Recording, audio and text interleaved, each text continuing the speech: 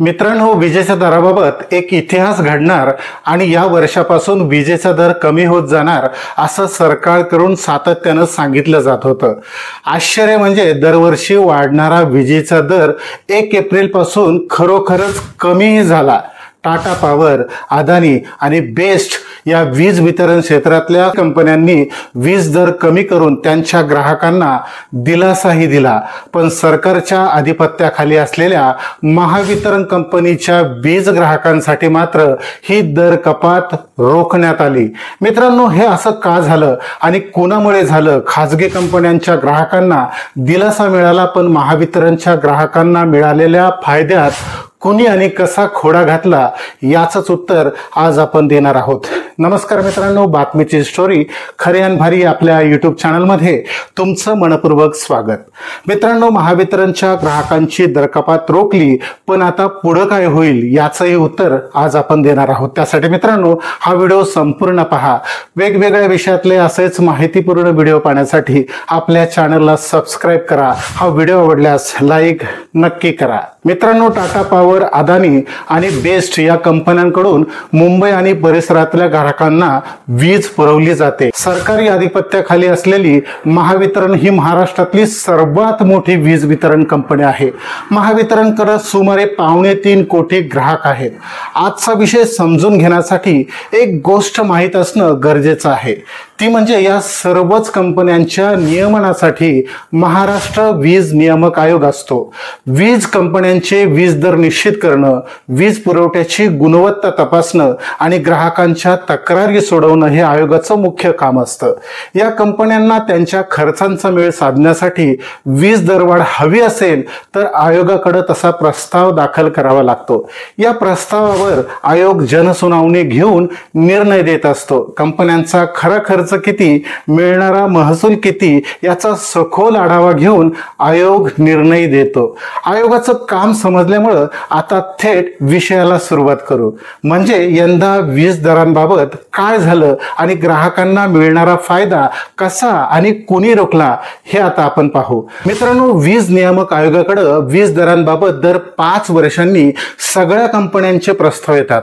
या प्रस्तावावर आयोगाने दिलेल्या निर्णयानुसार पुढच्या 5 वर्षांसाठी प्रत्येक वर्षाचे वीज दर निश्चित होत असतात। यंदा 2025-26 ते 2029-30 या पंचवार्षिकसाठी वीज वितरण कंपन्यांचे प्रस्ताव आले होते। टाटा पॉवर, अदानी आणि बेस्ट या कंपन्यांनी वीज दरवाढ करण्याचा प्रस्ताव दिला होता, त्यामुळे त्या ग्राहकांना वीज दरवाढीची चिंता होती। महावितरणने मात्र थोडा वेगळा प्रस्ताव दाखल केला होता। वेगळा प्रस्ताव म्हणजे पुढच्या 5 वर्षात 0 ते 100 युनिट पर्यंत वीज वापरणाऱ्या घरगुती ग्राहकांच्या वीज दरात टप्प्याटप्प्याने तब्बल 23% कपात, तर 300 युनिट पर्यंत वीज वापरावर 12% कपात करण्याचा हा प्रस्ताव होता। त्यामुळे त्याची जोरदार चर्चा होती। जनसुनावणी आणि इतर सगळ्या प्रक्रिया पूर्ण करून आयोगाने ही संपूर्ण महाराष्ट्रासाठी आनंदाची बातमी दिली, ती म्हणजे 1 एप्रिल 2025 पासून महावितरणसह राज्यातल्या सगळ्याच कंपन्यांचे वीज दर 10 ते 18% कमी केले। टाटा, अदानी आणि बेस्ट या कंपन्यांनी त्यांच्या प्रस्तावात वीज दरवाढ मागितली होती, पण आयोगानं दर कपातीचा निर्णय दिल्यामुळे या कंपन्यांनी 1 एप्रिल पासूनच दर कपात लागू करून त्यांच्या ग्राहकांना दिलासा दिला। पण टप्प्याटप्प्याने वीज दर कमी करून ग्राहकांना मोठा दिलासा देण्याचा दावा करणाऱ्या महावितरण कंपनीने मात्र या दर कपातीवर आक्षेप घेतला। त्याबाबत एक अर्ज वीज वितरण आयोगाला पाठवला आणि कमी केलेल्या वीज दरांना स्थगिती देण्याची मागणी केली। आश्चर्य म्हणजे आयोगाने ही तातडीने दखल घेतली आणि वीज दरात कपात करून ग्राहकांना दिलेला दिलासा रोखला। म्हणजे 2 महिन्यांच्या अभ्यासपूर्ण प्रक्रियेनंतर घेतलेल्या आपल्याच निर्णयाला आयोगाने स्थगिती दिली। आता पुढे काय होणार हे आपण पाहूच, पण महावितरणकडूनच गेले काही दिवस वीज दरात दर कपातीचे ढोल वाजवले जात होते। ऐतिहासिक प्रस्तावाबाबत वर्तमानपत्रात मोठमोठे लेखही छापले जात होते।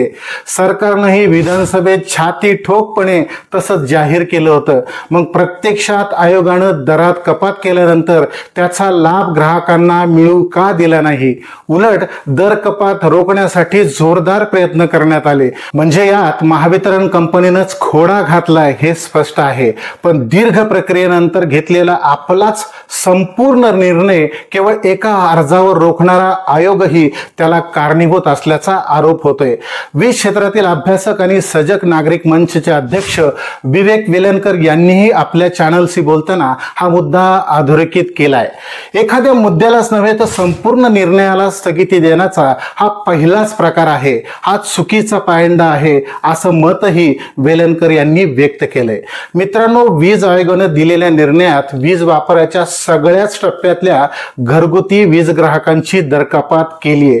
खासगी कंपन्यांनी दरकपात मान्य केली, पण महावितरणला ती मान्य नाही. या निर्णयामुळे कंपनीचं सगळंच आर्थिक गणित कोलमडून पडेल असं महावितरणचं म्हणणं आहे. त्यामुळं आता महावितरणनं पुनर्विचार याचिका दाखल करणार आहे. ही याचिका दाखल होऊन तिच्यावर नवा निर्णय येईपर्यंतच्या काळातही आपल्याला दर कपातीचा फायदा दिला जाणार नाही. यंदा तीव्र उन्हाळ्यात विजेचा वापर वाढतोय, परिणामी वीज बिल वाढणार आहे. अशा दर कपात लागू झाली असती तर ग्राहकांना थोडा तरी दिलासा मिळाला असता.